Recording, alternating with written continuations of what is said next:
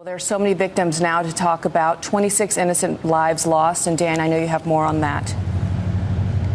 Bianna, yes, we now know their names, in fact, this morning. They are so young, all in the first grade, all of them shot more than once by a semi-automatic rifle. The medical examiner saying, mercifully, death was swift. He added this is the worst case he had ever seen. ABC's Amy Robach is back with more on this, and this is the hardest part. And Dan, it's so true. Every day we learn more about the victims, and this story just gets harder and harder. This morning we know the names, we see the little faces of those sweet little boys and girls, and the teachers who love them, and the parents who so desperately miss them. 12 little girls and 8 little boys, all only in first grade, and the teachers who tried to save them. On Saturday, photos and details of lives cut short started to emerge. The worst that I know of any of my colleagues having seen. Noah Ponzer had just turned 6. His twin sister survived the shooting, but Noah did not.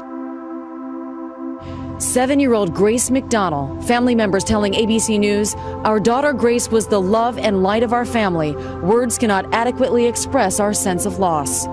Anna Marquez Green, the daughter of a jazz musician, her father says they're struggling to work through this nightmare.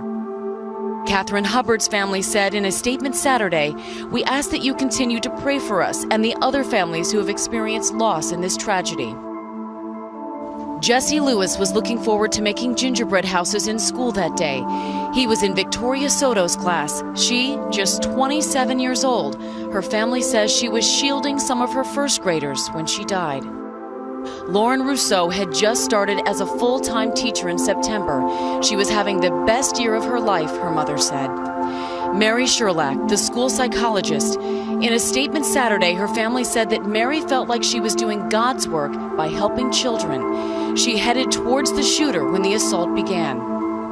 Joined by the school's beloved principal, Dawn Hochsprung, a mother herself, it is now believed she turned on the PA system when the shooting started so others could be warned of the danger that had invaded their school.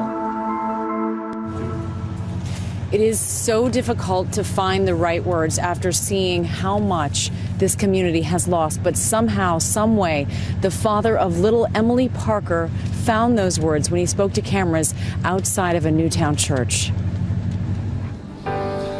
As the deep pain begins to settle into our hearts, we find comfort reflecting on the incredible person that Emily was and how many lives that she was able to touch in her short time here on earth.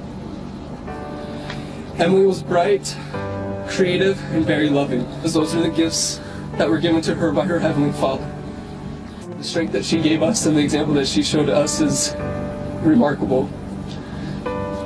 She is an incredible person, and I'm so blessed to be her dad.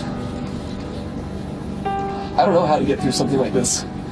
My wife and I don't understand how to process all of this and how to get our lives going. I'm not mad,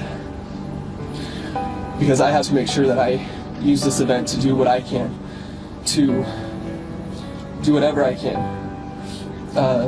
to one, make sure that my family and my wife and my daughters are taken care of, and that if there's anything that I can do to help anybody at any time, anywhere, that I'd be willing to do that.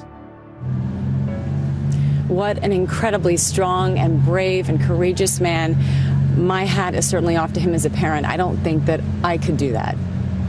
And covering this story as a parent, I know you've got 3 little girls, extraordinarily difficult. It is incredibly difficult. School is closed here in Newtown tomorrow, but everyone around the country, every parent out there who is going to take their children to school tomorrow, it is going to be a fundamentally different experience, because there is a fear factor and there's just this sense that you don't know.